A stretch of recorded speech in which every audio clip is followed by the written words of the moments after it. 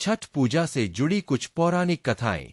भगवान राम और माता सीता ने की थी छठ पूजा।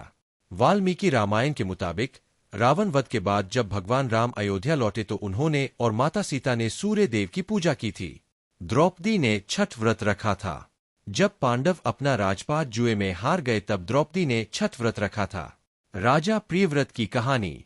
राजा प्रियव्रत की पत्नी मालिनी को कोई संतान नहीं थी, तब उन्होंने कश्यप ऋषि से इसका समाधान पूछा। कश्यप ऋषि ने यज्ञ कराने की सलाह दी। यज्ञ के बाद मालिनी को खीर प्रसाद के रूप में दी गई, जिससे वह गर्भवती हुई। हालांकि 9 महीने बाद उनका बच्चा मृत पैदा हुआ। इस दुख में राजा प्रियव्रत ने अपना भी प्राण त्यागने का फैसला किया। उसी समय ब्रह्मा जी की मानस पुत्री देवसेना प्रकट हुई और उन्होंने राजा से छठ पूजा करने की सलाह दी। राजा ने छठ पूजा की और उन्हें पुत्र रत्न की प्राप्ति हुई। छठ व्रत के संबंध में अनेक कथाएं प्रचलित है। उनमें से एक कथा के अनुसार जब पांडव अपना सारा राजपाट जुए में हार गए तब श्री कृष्ण द्वारा बताए जाने पर द्रौपदी ने छठ व्रत रखा। तब उनकी मनोकामनाएं पूरी हुई तथा पांडवों को उनका राजपाट वापस मिला। लोक परंपरा के अनुसार सूर्यदेव और छठी मैया का संबंध भाई बहन का है। छठ पूजा के दौरान इन कामों से बचना चाहिए। छठ पूजा के दौरान नशीले पदार्थों का सेवन नहीं करना चाहिए। शराब और मांसाहारी खाना नहीं खाना चाहिए। छठ पूजा के चारों दिनों में लहसुन और प्याज का सेवन नहीं करना चाहिए। व्रत करने वाले लोगों को सूर्य देव को अर्घ्य दिए बिना कुछ नहीं खाना चाहिए। पूजा का प्रसाद बनाते समय जूठा नहीं करना चाहिए।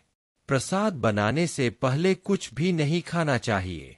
प्रसाद बनाने वाली जगह साफ सुथरी होनी चाहिए। छठ पूजा के बाद स्पाइसी और डीप फ्राइड चीजों से दूर रहना चाहिए।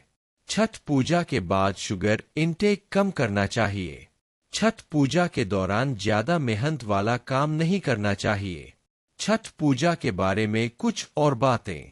छठ पूजा के पहले दिन नहाय खाए, दूसरे दिन खरना, तीसरे दिन डूबते सूर्य को अर्घ्य और चौथे दिन उगते हुए सूर्य को अर्घ्य दिया जाता है।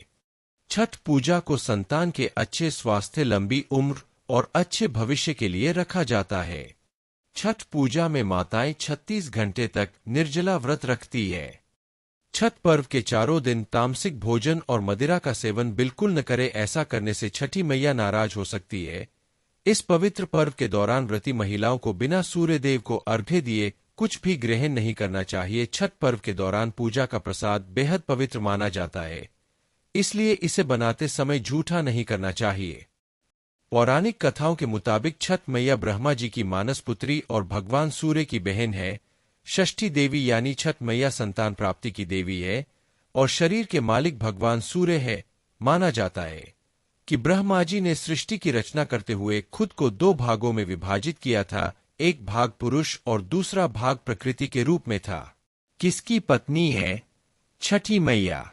डॉ श्रीपति त्रिपाठी ने बताया कि पुराणों के अनुसार छठी मैया के पति का नाम कार्तिकेय है। कार्तिकेय जो भगवान शिव और माता पार्वती के पुत्र है और भगवान गणेश के भाई भी है। ऐसे में पूजा अर्चना करते समय नियम और पवित्रता को ध्यान में रखे पूजा करते समय हमेशा पूर्व दिशा की ओर मुख करके बैठना चाहिए और अपने दाहिने ओर घंटी, धूप, दीप, अगरबत्ती आदि रखनी चाहिए। पूजा करते समय बाईं ओर पूजन सामग्री जैसे फल, फूल, जल का पात्र और शंख रखना चाहिए। इस तरह पूजा करने से शुभ फल की प्राप्ति होती है। क्षमा, सत्य, दया, दान, शौच, इंद्रिय संयम, देव पूजा, अग्निहोत्र, संतोष तथा चोरी न करना, यह 10 नियम संपूर्ण व्रतों में आवश्यक माने गए हैं। 2 बार पानी पीने से, पान खाने से, दिन में सोने से, मैथुन करने से उपवास दूषित हो जाता है। छठी मैया के नाम से भी प्रसिद्ध देवी प्रकृति के छठे रूप और भगवान सूर्य की बहन को छठ पर्व की देवी के रूप में पूजा जाता है।